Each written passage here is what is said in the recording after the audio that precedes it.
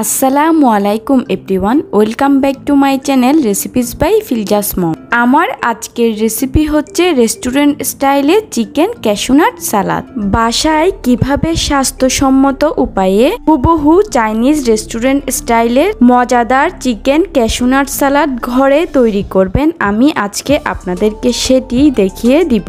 আশা করব ভিডিওটি না টেনে শেষ পর্যন্ত দেখবেন। ভিডিওটি ভালো লাগলে অবশ্যই লাইক, কমেন্ট, শেয়ার এবং সাবস্ক্রাইব করে পাশের বেল আইকনটি বাজিয়ে দিবেন। তাহলে চলুন আর কোনো কথা না বাড়িয়ে ক্যাশনাট সালাদ বানানো শুরু করি। এখানে আমি মেজারমেন্ট কাপের হাফ কাপ পরিমাণে চিকেন ভালো করে ধুয়ে এরকম ছোট ছোট পিস করে কেটে নিয়েছি।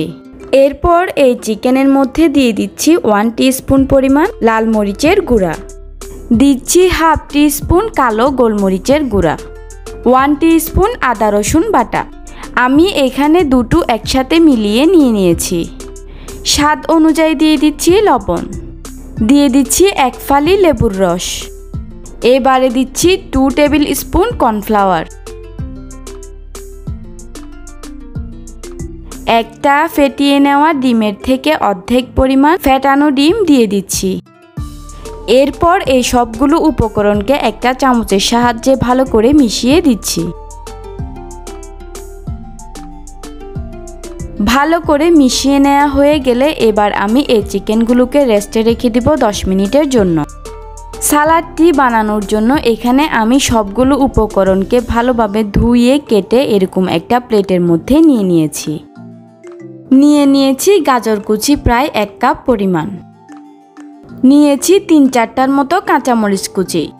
এই সালাদের মূল উপকরণ ক্যাশনাট নিয়েছি প্রায় 1 কাপ পরিমাণ, গ্রিন ক্যাপসিকাম কুচি নিয়েছি 1 কাপ পরিমাণ, নিয়েছি টমেটো কুচি প্রায় হাফ কাপ পরিমাণ, শসা কুচি নিয়েছি 1 কাপ। এখানে আমি চুলায় একটা প্যানে পর্যাপ্ত পরিমাণে তেল গরম করতে বসিয়ে দিয়েছি। তেল গরম হয়ে গেলে আমি প্রথমেই আগে ক্যাশনাটগুলো ভেজে নিব। এই ক্যাশনাটগুলোকে আমি হালকা লালচে করে ভেজে নিব।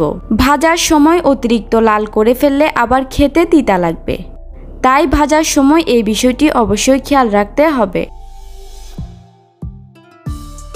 ক্যাশনাটগুলোর কালার এরকম হালকা লালচে হয়ে গেলে এবার আমি এই ক্যাশনাটগুলোকে তেল থেকে ছেঁকে তুলে নিব।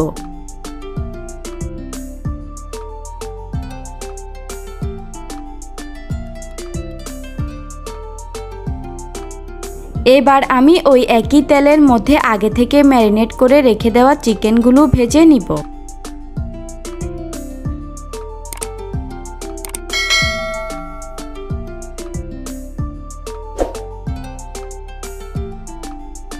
চিকেনগুলোকেও মাঝারি আঁচে হালকা লাল করে ভেজে নিব।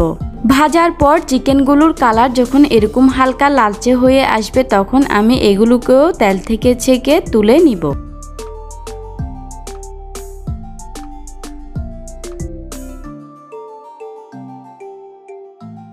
এবার আমি ওই একই প্যানের মধ্যে 1 টেবিল চামচ পরিমাণে তেল দিয়ে সবগুলো সবজি 2-3 মিনিটের মতো হাই হিটে ভেজে নিব। শসা আর টমেটো ছাড়া আমি অন্য সবজিগুলোকে এরকম করে ভেজে নিব। আর চাইনিজ যে কোনো রান্নার ক্ষেত্রে কিন্তু চুলার আঁচটা অবশ্যই প্রথম থেকে শেষ পর্যন্ত একদম হাইতে থাকবে।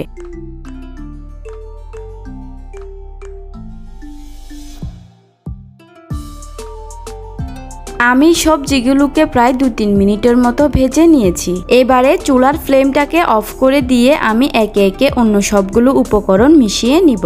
দিয়ে দিচ্ছি আগে থেকে ভেজে রেখে দেওয়া সেই চিকেনের পিসগুলো। এখন দিয়ে দিচ্ছি আরও হাফ চা চামচ পরিমাণে কালো গোলমরিচের গুঁড়া, পরিমাণ মতো দিয়ে দিচ্ছি টমেটো সস। এই সালাদের ক্ষেত্রে সসের পরিমাণটা যে যার ইচ্ছা অনুযায়ী কম বেশি দিয়ে দিতে পারবেন। দিয়ে দিচ্ছি 1 ফালি লেবুর রস। এরপর দিচ্ছি আগে থেকে ভেজে রেখে দেওয়া সেই ক্যাশনাট। চাইলে এই পর্যায়ে প্রায় 2 টেবিল চামচ পরিমাণে সয়া সসও দিয়ে দিতে পারবেন। এবারে এই সব উপকরণকে ভালো করে মিশিয়ে নিচ্ছি।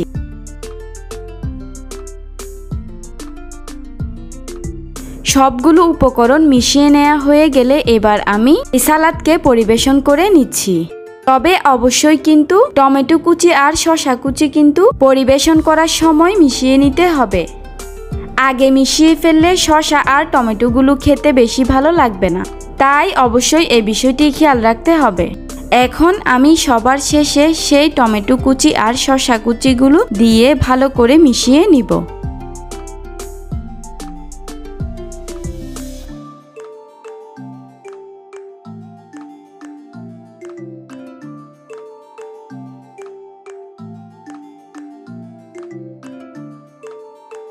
সবগুলো উপকরণ মিশিয়ে নেওয়া শেষ।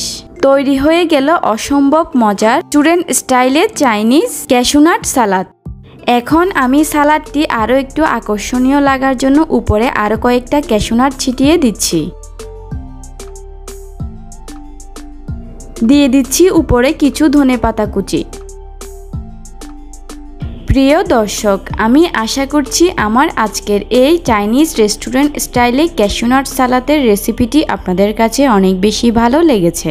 ভালো লাগলে অবশ্যই কিন্তু ভিডিওতে একটি লাইক দিতে একদমই ভুলবেন না। আর চ্যানেলে নতুন হলে চ্যানেলটি অবশ্যই সাবস্ক্রাইব করে পাশের বেল আইকনটি বাজিয়ে দিবেন। আমি আজকের মতো এখানেই বিদায় নিচ্ছি। আল্লাহ হাফেজ।